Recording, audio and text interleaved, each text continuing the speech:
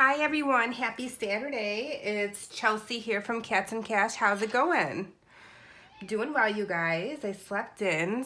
Well, I didn't really sleep in. I woke up really early, like 6 in the morning, but I just stayed in the bed and relaxed, so I'm feeling pretty good. Riley's here. She says hi. Hi, Riley. Hi. Good morning. Yeah, so I have a busy weekend this weekend. I need to go to Home Depot and I need to get some paint because, as I've told you, I run the pool or manage the pool in my complex during the summer. And on the concrete, there is like no diving, no running, painted signage on the concrete, as well as like 3 foot, 5 foot around the pool, so you know the depth of the pool. It's very faded, so I want to go to Home Depot and ask them what kind of paint I can use to repaint the concrete. I'm thinking also at the entrance of the gate, I kind of want to paint a mural that's like welcome to our pool, with my complex name. I can make a stencil out of my Cricut, so I've been thinking about that. I am also making a new pool sign, open and closed, for the fence, so I'm going to be using my Cricut for that. So I need to go to Hobby Lobby and get some vinyl. I also need to get some more yarn for the blanket I'm working on for you guys, and I need to knock out those 7 rows this weekend that I promised. Yeah, I have a lot going on, so I also want to get mulch and stuff and clean up my flower bed and redo all of that. So, but most importantly, I wanted to do the debt update. It's a favorite video. It's one of my favorite videos. I love to see where my progress is. And I thought this morning would be the perfect time to do it. So let's get into it. As you know, I have 6 debts that I decided I was going to focus on. I mean, I have more than this. I have a student loan as well as my mortgage, but I'm not including the student loan and the mortgage into my debt snowball. I just wanted to do these 6 debts, and if I can pay off of these, I will be very proud of myself and I'll be very much more comfortable with the income that I bring in. So I'm focusing on these 6. And I've paid off 2, so that's very exciting. So 4 more to go. So at the beginning of the year, these 6 debts total $11,748. And at the end of this, we're going to see how much we have brought it down. So Klarna was paid off in February, so this debt is gone. Next, we have the watch, and at the beginning of April, we had $148.68 balance on the watch.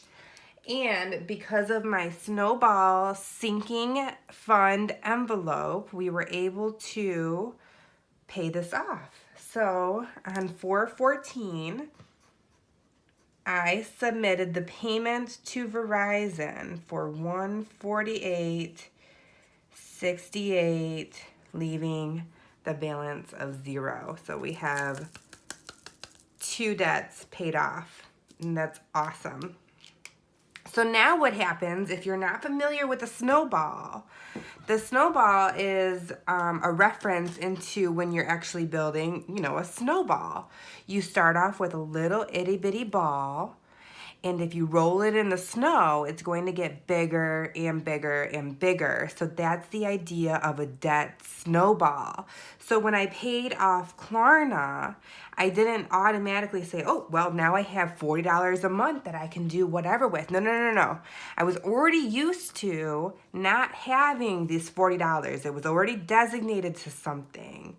So because I was already used to living without this $40, I went ahead and made the $40 payment that was going to Klarna onto the watch payments. The watch was getting now $50 a month instead of $10.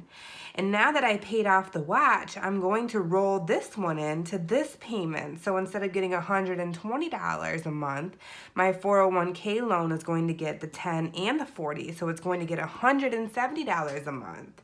Okay? And so on top of that, I also have it as a sinking fund in my weekly budget. So when I divvy up the amount of money that I'm going to have for spending every week, I squirrel away a little bit, a couple dollars here and there into that sinking fund. So it just kind of grows and it grows and it grows. And that's how I'm able to tackle my debt.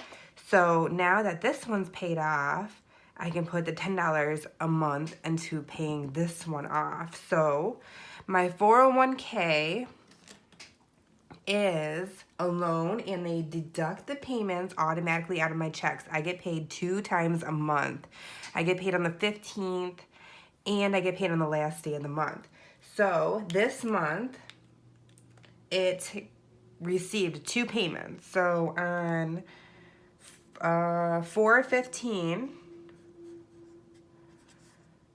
we paid $61.65 and the balance became $607.09. And then on 4/29 we paid another $61.65 and now the balance is $548.23. So normally also the thought of my snowball envelope was that I was going to make an additional payment with the money in the envelope. However, the same thing that happened with my watch is happening with the 401k. They don't allow me to just make little itty bitty payments here and there. If I want to make my own payments outside of the payroll deductions, I have to pay it off in one whop. So my snowball envelope has $140, I think. So until there's enough money in that envelope that offsets the total sorry, I'm getting tongue-tied. Until there's enough money in that envelope to offset the outstanding balance in this 401k, I will not be making an extra payment. But when I get further along, like my Invisalign or the Discover or the Capital One, I will just be making another monthly payment with whatever money is in that snowball envelope. So let's move on. We have Invisalign, and grab my pink marker. So Invisalign, I pay once a month, $200, and we pay it at the end of the month. So this month, or in April, I pay on the 29th, and we paid $200. So now the balance is $1,000. This is an interest-free payment loan through the Care credit card. The minimum payment was like $30, but as you know, if you make the minimum payment, you're going to get accrued interest, right? So when I did the math, I figured I could, if I made a $200 monthly payment on this, I would pay it off well before it accrued any interest. So that's why it's just going down, the balance is going down in equal increments.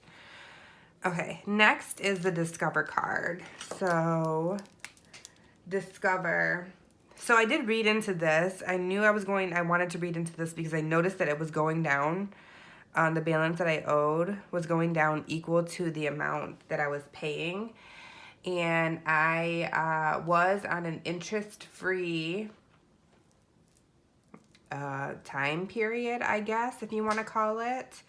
So for a year or a year and a half, I had no interest. And it just ended. So you'll see that the payment that I made in April barely made a dent. So 4/14, I paid $63 and the balance is now $3,124.61. So it only went down like what, 12 bucks, but I paid 63. That's how interest gets you. That's how these credit cards make money off of you. And that's why I need to get out of this debt. So you live and you learn. All right, last debt is my Capital One card.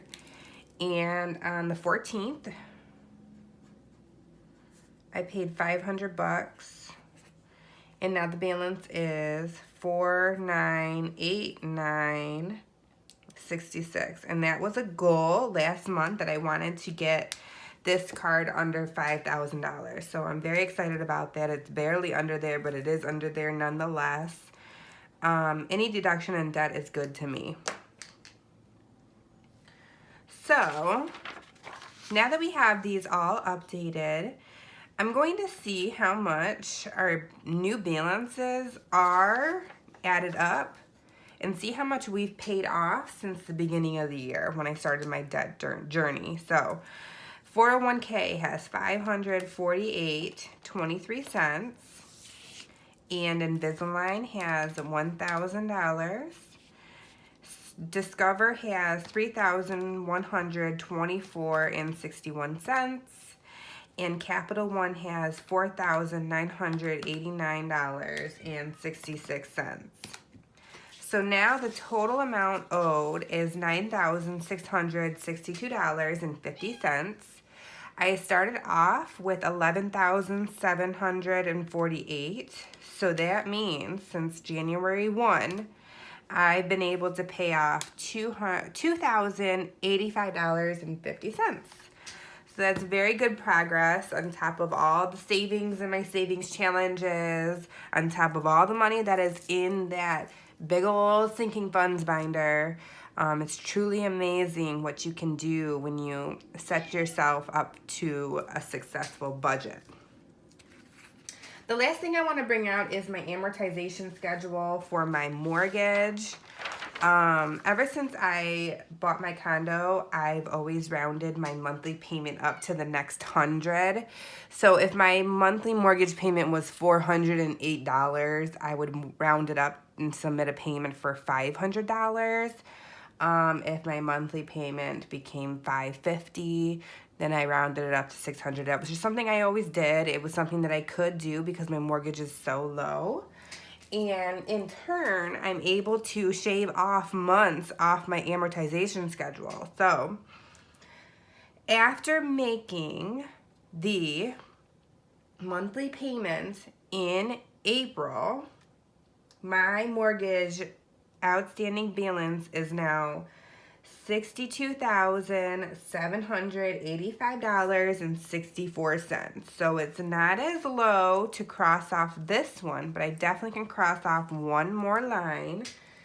So I need to find me a straight edge.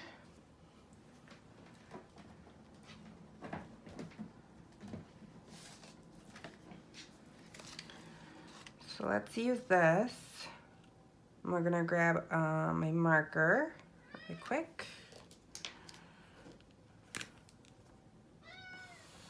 Cross that off. Perfect. So now I like to see this because we just made the payments for April of 2022, right? So I would be up here on the amortization schedule, but because I round up to the next 100, I found myself down here now. So basically by just rounding up to the next 100, I was able to take off 1, 2, 3, 4, 5, 6, 7 months off of my loan. So that's exciting. More than a half of year less of payments that I will have to make to my mortgage company just because I round up the next 100. So I encourage you to pull out your amortization schedule, see what you can do. Even if you could just throw an additional $20 here and there, it does add up. That could equal, a half a month's payments at the end of the year. It all adds up, I promise. And even just taking your amortization schedule and start marking it off to see where you're at, it's a good visual, when you sign your life away to a 30-year mortgage, or in my case, a 20-year mortgage, it can seem very overwhelming when you look at how many payments you're going to make. And yeah, so, but if you're paying a little bit extra and you go ahead and you start marking it off, it's very encouraging to see that I just surpassed payment number 21 when I really should have just been surpassing payment number 14. So think about it. Let me know what you think. But there is my debt update. Super excited for the progress I have made so far. I kind of did the math in my head, and I think that I'm going to be paying off the 401k loan in July. I think that's where and when it's going to happen. Because if we think about it, it's $120 each month. So we have May, June, July, which will be $360. And then each month in my sinking fund envelope, including these two payments, is around $120. So actually, I might be able to pay it off in June, because 120 times 3 is $360. So maybe times 4. It's probably going to be the middle of June. So good visual. We're going to keep trucking along. That's not very far away. Not to mention, you guys, this secondary job I have, this pool, I think it makes sense to throw the pool check at my debt. I think that's where it makes sense. What do you think? I don't know what other sense it doesn't make, right? So it's extra money that I obviously don't need. I'm doing just fine without it. And yeah, I think that I'm going to be throwing my pool check at my debt, just throwing it. That's what I usually try to do anyways. It's how I bought all the furniture for my condo. I threw my pool check at the furniture bill and aggressively paid that baby off. So yeah, I think that's what I'm going to do. I'm probably going to stuff my 100 envelope to give me some relief on my own money, and put the rest to my debt. We'll see. But I think that's what I'm going to do. So you're going to see these balances go down super fast over the summer. So stick around for that. Don't forget the video yesterday that I posted, Cash Stuffing 5.1, the first cash stuffing of May. Go ahead and watch it. At the end of the video, you're going to see the progress on the giveaway blankets. And like that video, because the likes on that video count towards an additional rows that I'm going to do to build that blanket for you faster. And also, if you're not subscribed, please consider subscribing. You have to be subscribed to win the blanket. Not to mention, I would love to have you on my debt journey and my cash stuffing journey. I love having new subscribers, and I love talking to you guys. Riley loves talking to you guys. So consider subscribing if you're not subscribed. And also, as an additional bonus, every 10 subscribers earns another row on that blanket. So think about it and join the fam. I have to get going. I need to get dressed and start my errands. I have a lot to do, as I stated in the beginning of the video. So have a great weekend, you guys. And I will talk to you later. Bye.